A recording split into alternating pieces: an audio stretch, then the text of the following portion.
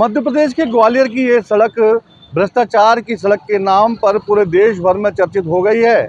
हालांकि इस सड़क पर हुए गड्ढे को अभी पूरी तरह से ढक दिया गया है। आप तस्वीरों में देख सकते हैं, यह वही जगह है जहां पर वह गहरा गड्ढा हो गया था बारिश के बाद। उसके बाद इस गड्ढे को नगर निगम की तरफ से भर दिया गया। हालांकि इस पूरी सड़क पर 9 दिनों में 9 गड्ढे हुए, जिसके बाद सियासत भी अब इस पूरी सड़क को लेकर होने लगी है।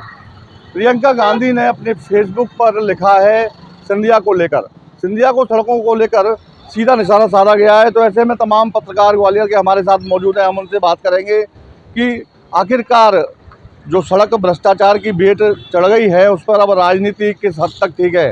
सिंधिया को भी अब इसमें साथ में लिया जा रहा है, तो क्या कहेंगे आप इस पर?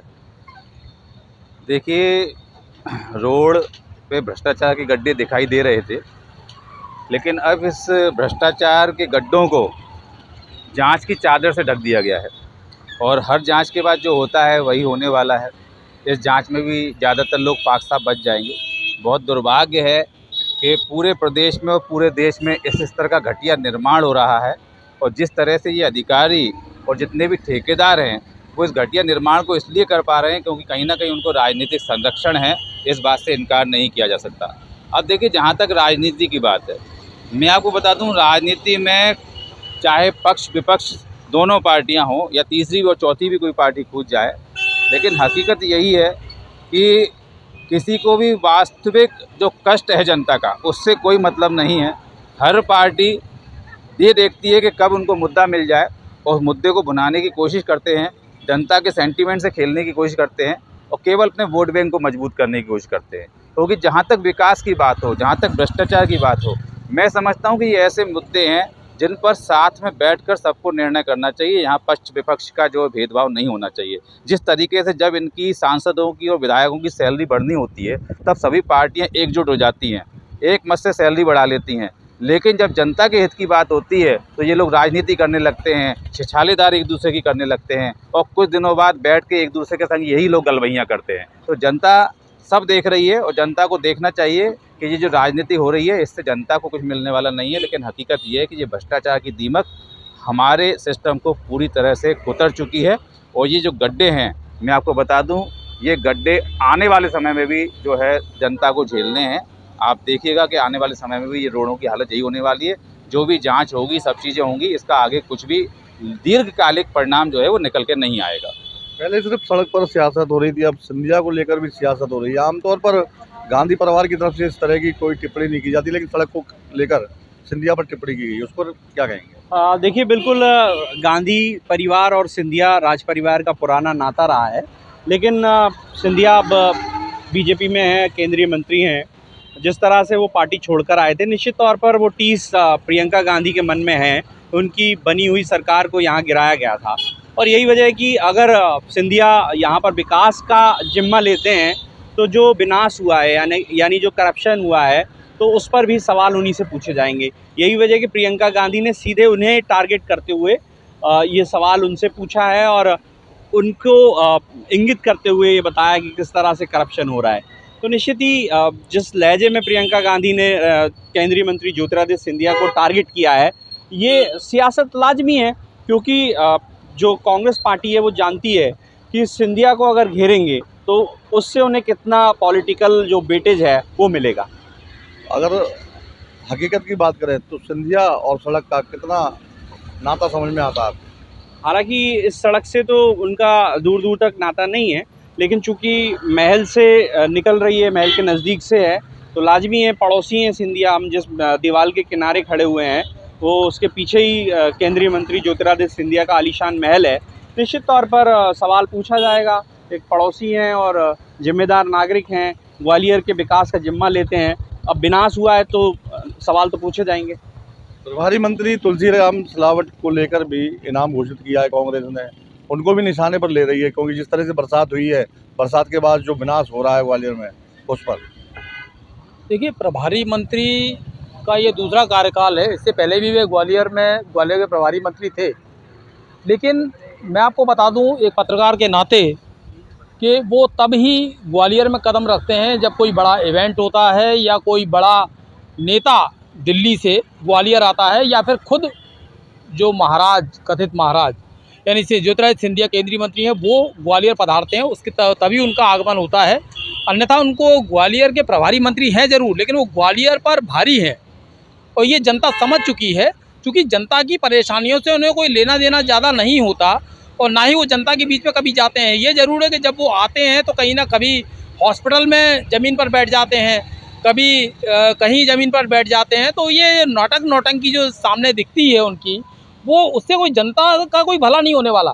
जनता का भला तब होगा जब आप अफसरों को टाइट करेंगे, भ्रष्टाचार पर लगाम लगाएंगे और साफ तौर पर आप जनता से पूछेंगे कि जनता को क्या चाहिए।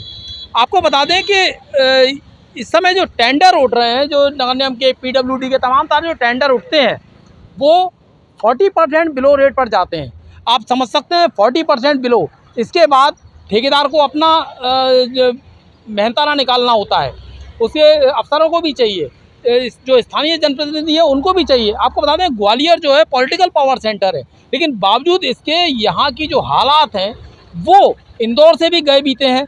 जबकि यहाँ पर बड़े बड़े नेता हुए, प्रधानमंत्री तक ग्वालियर ने दिया है देश को, लेकिन बावजूद इसके आपको बता दें कि इससे पहले जब माधवराव सिंधिया हुआ करते थे तो चाहे बीजेपी हो या कांग्रेस, पूरे देश भर की राजनीति यहीं से तय होती थी। लेकिन बावजूद इसके यहाँ पर चूँकि जनप्रतिनिधियों की बात कर रहे हैं तो उनको केवल अपनी जेब भरने से मतलब है, उनको जनता से कोई मतलब नहीं है। वहीं यदि अफसरों की बात की जाए तो अफसर भी केवल अपनी यहाँ पर नौकरी बजाने आते हैं, नौकरी बचाने आते हैं। उनको जनता के दुख दर्द से, तकलीफ से, संकट से कोई लेना देना नहीं है।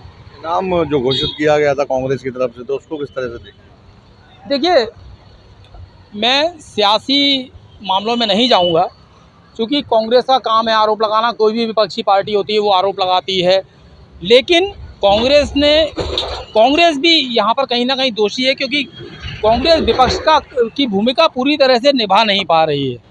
आपको बता दें इतने बड़े बड़े गड्ढे हुए, ये एक सड़क है, इस सड़क पर जिस पर हम खड़े हुए हैं इस पर 8 गड्ढे हुए हैं। आप समझ सकते हैं 2 महीने के अंदर, 1 महीने के अंदर 8 गड्ढे मायने रखते हैं। पूरी सड़क भ्रष्टाचार की भेंट चढ़ गई, लेकिन बावजूद इसके कांग्रेस कहीं सड़कों पर नज़र नहीं आई। हालांकि इससे पहले जब मंत्री प्रद्युम्न सिंह तोमर हुआ करते थे, वे गड्ढों में भी उतरते थे, वे खंबे पर भी चढ़ते थे, लेकिन वे भी नज़र नहीं आए। अब प्रभारी मंत्री क्या करेंगे यहाँ पर आके? उनसे बड़े जो मठाधीश राजनीति में है वो यहाँ पर पहले से ही मौजूद है। प्रभारी मंत्री के 2 कार्यकालों में से एक की भी उपलब्धि जो है प्रभारी मंत्री बता नहीं पाएंगे, ये मैं बताता हूँ आपको। लेकिन सबसे अहम बात यह है कि जो यहाँ के अफसर हैं, जब तक उनके भ्रष्टाचार पर लगाम नहीं लगेगी कोई कुछ नहीं कर सकता। कांग्रेस अपनी विपक्ष की भूमिका में पूरी तरह से फेल नज़र आ रही है। भ्रष्टाचार की भेंट चढ़ चुकी है ये सड़क, इस तरह के आरोप लग रहे हैं, और उसके बाद इसमें मुख्य वजह क्या मानते हैं? आखिर कहाँ कमी रह जा रही है, क्योंकि किस तरह का विकास हो रहा है ग्वालियर में? देखिए, कमी सबसे ज़्यादा है जो ग्वालियर के नेता हैं, जो भोपाल बैठे हैं या दिल्ली बैठे हुए हैं, उनकी सबसे ज़्यादा कमी है। क्योंकि जब तक अधिकारियों पे नकेल नहीं कसी जाएगी तब तक भ्रष्टाचार ये ऐसे होता रहेगा।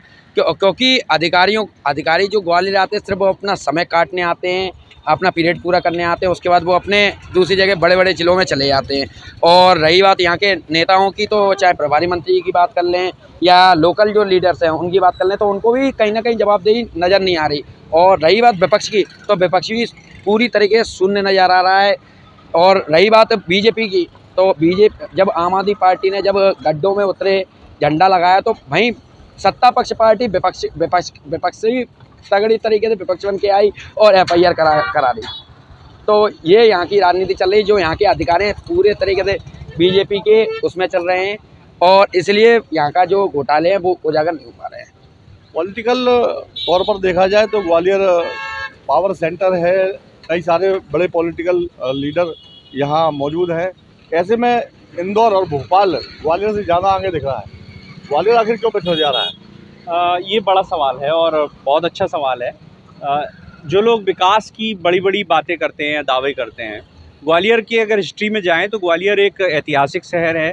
यहाँ पर ऐसा कहते थे कि सड़कें जो है ना एक ज़माने में पानी से धुला करती थी। सबसे पुराना नगर निगम है, लेकिन आज शहर जो है नर्क निगम जिसे कह सकते हैं, जिससे पूरे शहर को पूरा अस्त व्यस्त किया हुआ है। इस पर सभी लीडर्स को मंथन करना चाहिए, चिंतन करना चाहिए कि ग्वालियर को बेहतर सड़कें कैसे मिलें, बेहतर ट्रैफिक कैसे मिले, ग्वालियर को पब्लिक ट्रांसपोर्ट कैसे मिले। जहाँ मेट्रो भोपाल मेट्रो की दिशा में है, इंदौर में मेट्रो आप देख ही रहे हैं, लेकिन ग्वालियर जहाँ पे छोटी रेल चलती थी जिसे मिनी मेट्रो कहते थे उस ज़माने में, वो भी गायब हो गई।